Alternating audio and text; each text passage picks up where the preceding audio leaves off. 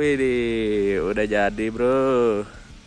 Apa aja nih yang udah gua rombak di Bubu Ice. Gua tinggal menambah pemanis-pemanis di dalam motor ini. Ups, tahan dulu.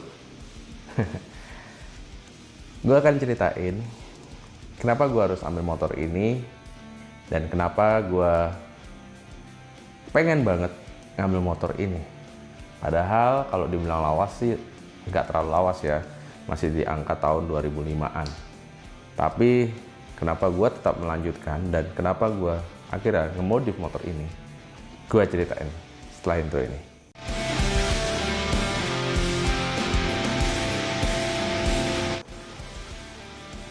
Jadi kenapa gue harus ngambil Satria Hiu tahun 2005, padahal sebenarnya ada Satria lumba-lumba, Satria FU, dan saat ini Satria FU yang berinjeksi, ya kan? Jadi ceritanya berawal dari gue SMP. Jadi di zaman SMP itu kalau bisa dibilang pemakai 2 tak itu sangat cukup banyak, dan itu zaman itu masih kelas 2 SMP lah. Gue seneng banget dengan Satria Hiu ini pertama kali. Sebelumnya ada lumba-lumba, cuma lumba-lumba yang blue racing kalau nggak salah, yang warna biru tapi strappingnya racing. Itu gue awalnya suka yang itu. Setelah keluarnya Satria Hiu ini di tahun 2005, disitulah mulainya gue suka banget, karena di awal sebelum itu gue dan sahabat gue kita pakai Shogun waktu itu. Gue inget banget Shogun warna hitam. Jadi gue pernah cerita gue kalau sama Satria Hiu itu keren banget kalau dimodif tipis-tipis, dan akhirnya gak jadi kenyataan waktu itu karena ya, nah tapi waktu itu kan gue masih minta lah sama orang tua ya, zaman itu SMP nggak mungkin punya modal sendiri ya kan, dan pada akhirnya sekarang baru kesampaian gitu kan. Dan akhirnya jadi ceritanya berlanjut ya. Jadi cerita ini pada saat teman gue datang ke rumah, posisi waktu itu karena gue biasa pakai Noribird dan dia seorang penjual Noribird juga. Jadi pada saat dia sampai di rumah, dia parkirin, dia ada motornya di sini. Gue di saat itu suka banget, sumpah gue suka banget. Dan kondisinya pada saat itu masih peleknya warna putih, masih standar semua. Tapi tipis-tipisnya adalah di bagian karbon ini sudah ada gitu ya. Tapi masih waktu itu kaliper, piringan masih standar.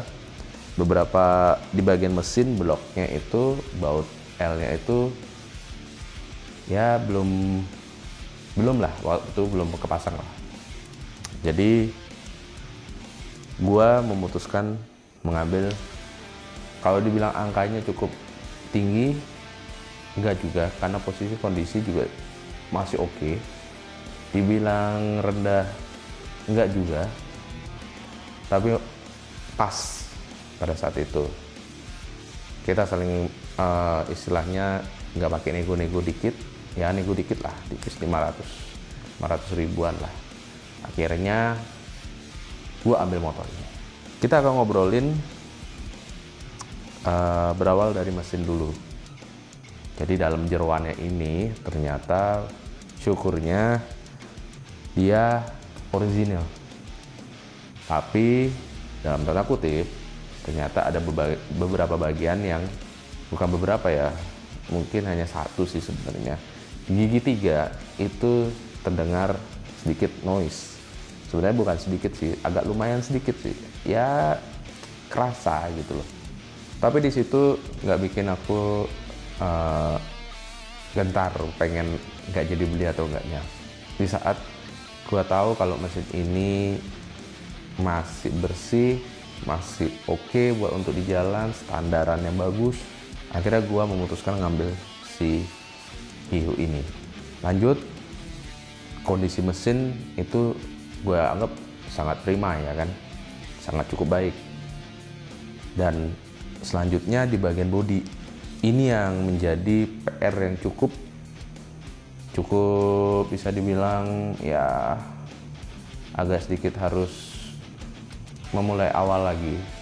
Karena kalau bisa dibilang ada bagian part yang aku nggak ketahui ternyata itu patah pas di tengah jalan. Gua pakai, ada satu bagian yang ternyata patah dan itu tidak dikasih tahu di awal. Tapi it's no problem buat aku. Jadi akhirnya aku ketemu satu tempat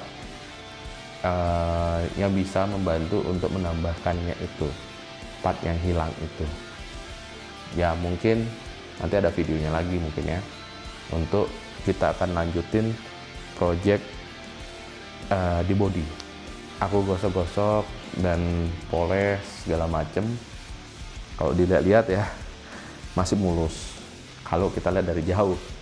Tapi yang menjadi concern di bagian dalamnya sebenarnya banyak beberapa bagian itu yang ya bangun lah ya. Kalau teman-teman tahu itu kondisinya kayak beruntusan gitu.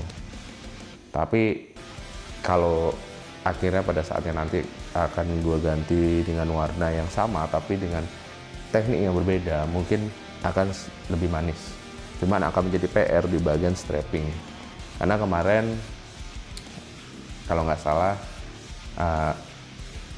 originalnya aja itu cukup lumayan harga jutaan.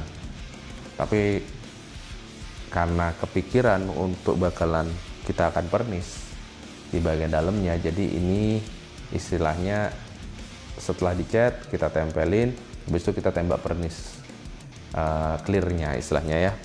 Jadi dia tidak bisa dikletek, jadi awet. Niatnya sih seperti itu. Dan akhirnya saran dari teman juga, salah satunya adalah Coco France ya, teman dari kecil juga. Kalau gitu pakai KW2 aja. Salah satu juga dari DM Speed juga nyaranin seperti itu. Akhirnya berlanjut, next kita bakalan mainkan untuk di bagian body dan syukurnya pada saat gua beli itu sudah dapat karbon Kevlar yang cukup bisa dibilang ya rapi lah. Karena di bagian beberapa part ini kayak ada sedikit ngelembung di bagian sini tuh, tapi sangat tidak terlalu kelihatan. Jadi masih rapi, kelihatannya bisa rapi banget. Dan setelah dipoles akhirnya lebih oke. Dan ada beberapa bagian yang sudah di chrome sebenarnya, tapi kayaknya sedikit sudah mulai ngelotok ya istilahnya ya, udah mulai ngelotok dan harus diperbaikin lagi gitu. Nah nextnya part keduanya gue akan nunjukin beberapa video yang sekiranya beberapa video itu adalah gue ngerjain motor ini jadi tipis-tipisnya aja gitu loh ya. Jadi kita akan tetap berlanjut, jadi tolong dibantu untuk subscribe-nya, dibantu juga like-nya. Kalau mau komen-komen juga bisa. Thank you buat untuk teman-teman juga yang sudah membantu untuk tetap terus menonton buat Andre Mulia Vlog. Thank you bro.